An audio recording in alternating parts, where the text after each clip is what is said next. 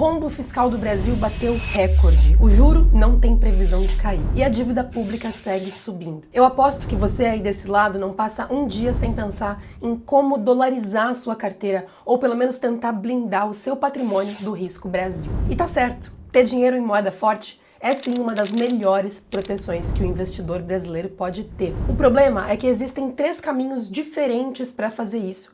E a diferença entre eles pode significar pagar mais do que você precisa, dar muito valor a coisas que importam pouco ou ficar paralisado com a quantidade de opções e decisões, fazendo você adiar cada vez mais a dolarização do seu dinheiro. Eu vou te mostrar hoje os 3 jeitos com as vantagens e os custos reais de cada um, para que você consiga escolher com consciência, em vez de copiar a fórmula pronta de internet. Seja muito bem-vindo ao meu canal. Meu nome é Raquel Zuc Silveira, sou mestre em economia, especialista em investimentos e falo sobre dinheiro de um jeito que você entende. Antes de entrar nos caminhos para investir no exterior, eu preciso te explicar por que investir no exterior. E não tem nada a ver com achar que o Brasil vai acabar. O mercado é feito de ciclos, nada é ruim o tempo inteiro. Nem mesmo o mercado brasileiro. Quando o Brasil vai mal, o real desvaloriza, a inflação sobe, o juro dispara. O patrimônio que você tem dolarizado, convertido em reais, tende a se manter ou até a subir. Ter esse tipo de diversificação é o seguro da carteira. Esse movimento de um ativo cair e o outro subir, ou ao menos não cair tanto, pode ser medido por uma unidade chamada correlação. Se a correlação entre ativos é 0, significa que o ativo não caminha junto com o outro. Se é 1, significa que se um ativo sobe 10, o outro também sobe 10. Eles caminham exatamente iguais. Se é menos 1, significa que se um ativo sobe 10, o outro cai 10. Um bom exemplo disso é observar como o mercado global, considerando o desempenho de quase 10 mil empresas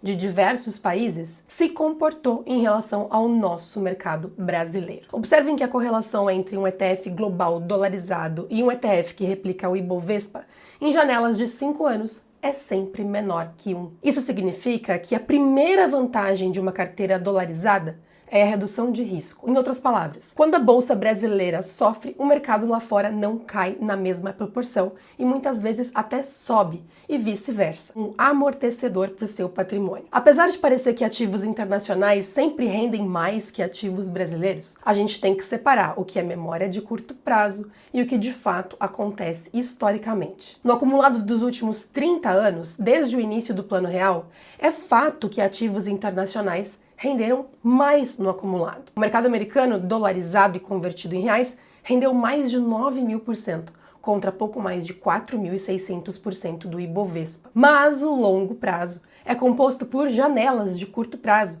que é o que mais afeta a sua experiência e o seu comportamento como investidor. Em algumas janelas de 5 até 10 anos, ativos internacionais já perderam para o desempenho do nosso mercado. Como, por exemplo, entre 2000 e 2010, quando o mercado americano enfrentou a chamada década perdida, sofrendo com o estouro das bolhas.com e depois com a crise de 2008, e o real se valorizou absurdamente frente ao dólar. Isso somado fez com que o mercado americano em reais perdesse 19% no acumulado da década, enquanto a bolsa brasileira rendeu no mesmo período mais de 300%.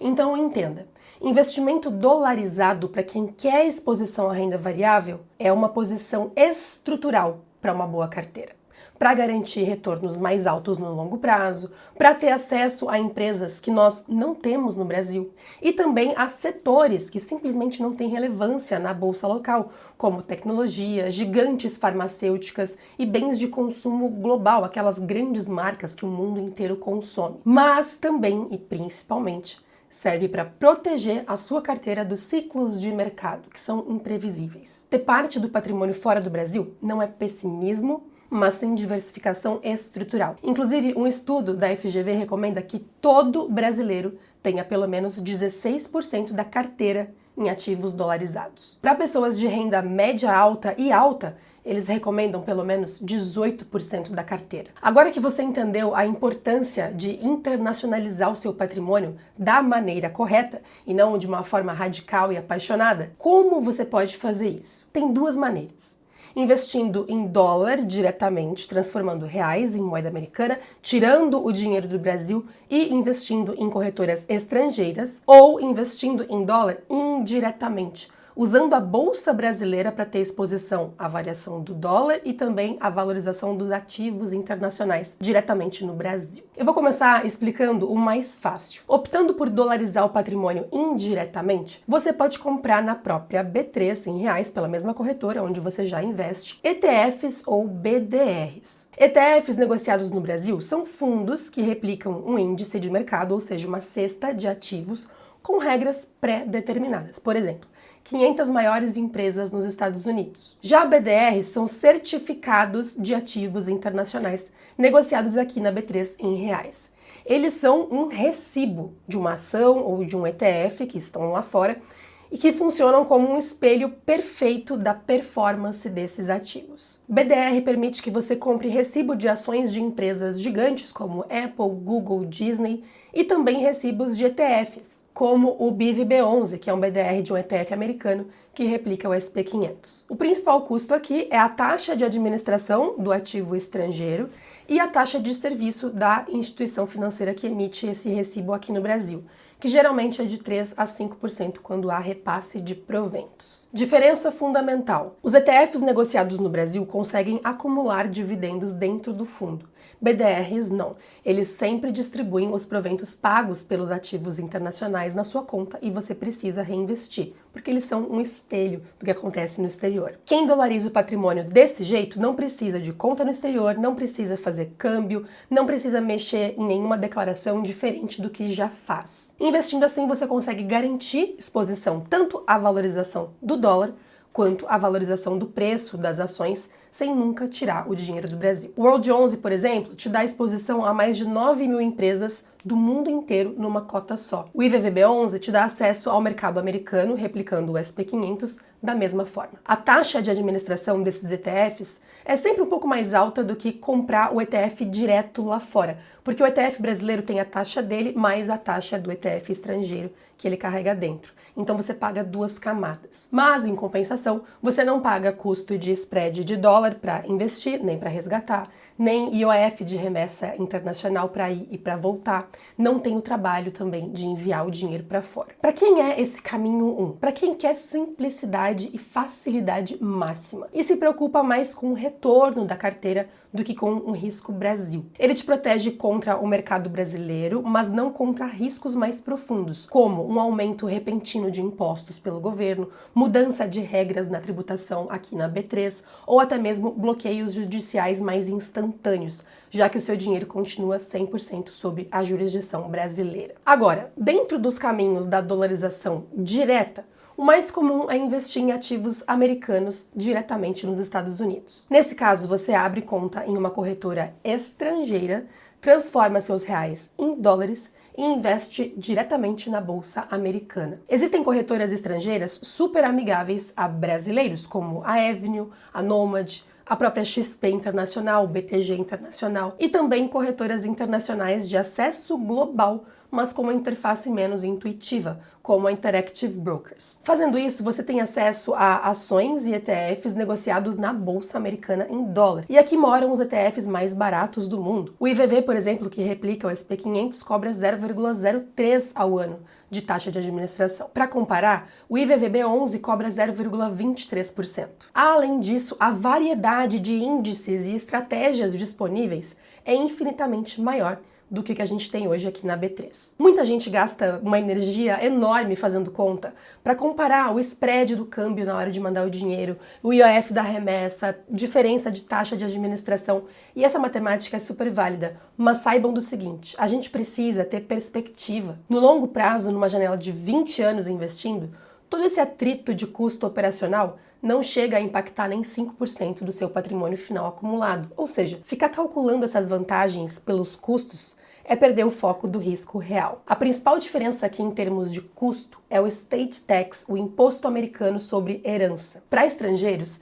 se você tem mais de 60 mil dólares em ativos americanos e vem a falecer, o fisco dos Estados Unidos pode cobrar dos seus herdeiros até 40% sobre o valor que ultrapassar esse limite. É uma tabela progressiva, mas machuca muito. Para quem tem patrimônio relevante lá fora, acima de 100 mil dólares, isso pode ser a principal fonte de preocupação. Para patrimônios principalmente acima de 200 mil dólares, já começa a ser válido pensar em uma estrutura offshore para reduzir esse risco sucessório e poder investir na bolsa americana sem essa preocupação. Para quem é o caminho 2? Para quem quer ter acesso aos produtos que só existem na bolsa americana e para quem quer tirar o dinheiro do Brasil, tendo parte do patrimônio dolarizado e mais isolado do risco político e fiscal brasileiro. Ainda dentro da dolarização direta, existe um terceiro caminho, cada vez mais popular no Brasil: investir em ETFs irlandeses.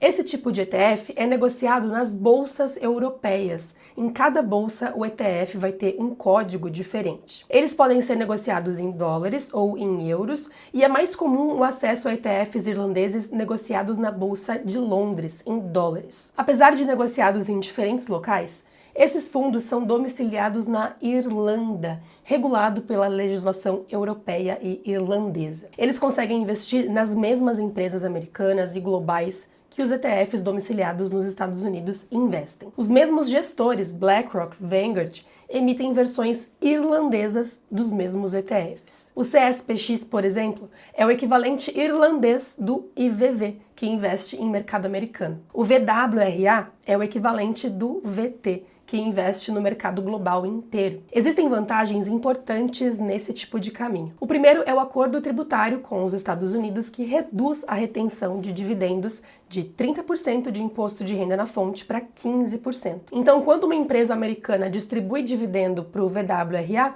o fisco americano retém 15% em vez de 30%. A segunda vantagem é que esses ETFs existem na versão de acumulação. O VWRA reinveste os proventos automaticamente dentro do fundo. O bolo cresce inteiro até o dia que você decidir vender. Aí sim paga 15% de imposto de renda no Brasil sobre o ganho acumulado. Em compensação, a taxa de administração dos ETFs irlandeses costuma ser um pouco maior que os americanos. Novamente, essa diferença de custos não é alta.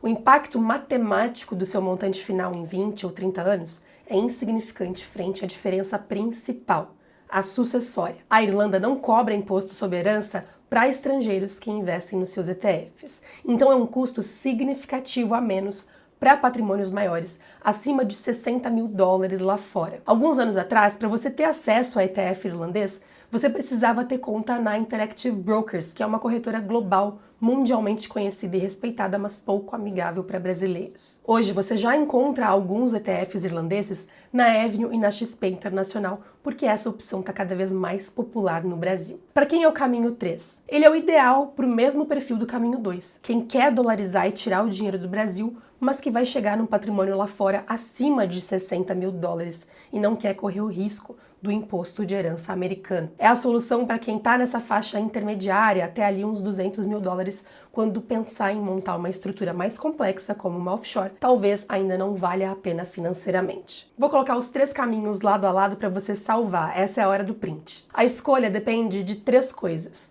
quanto você tem para investir lá fora, quanto você aceita complexidade e o que mais te tira o sono. E você não precisa casar com uma estratégia só, nada impede você de combinar esses caminhos.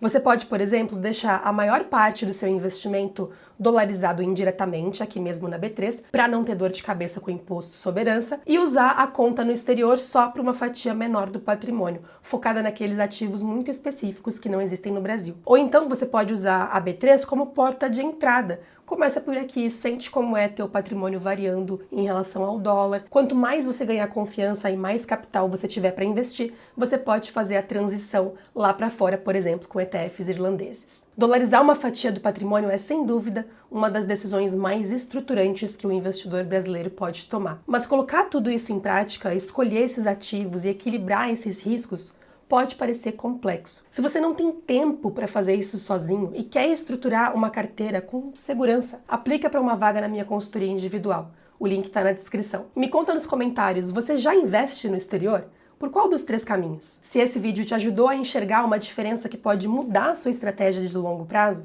se inscreve no canal. E se você conhece alguém que quer investir no exterior, mas está em dúvida de como fazer isso, manda esse vídeo para ela. Te vejo no próximo.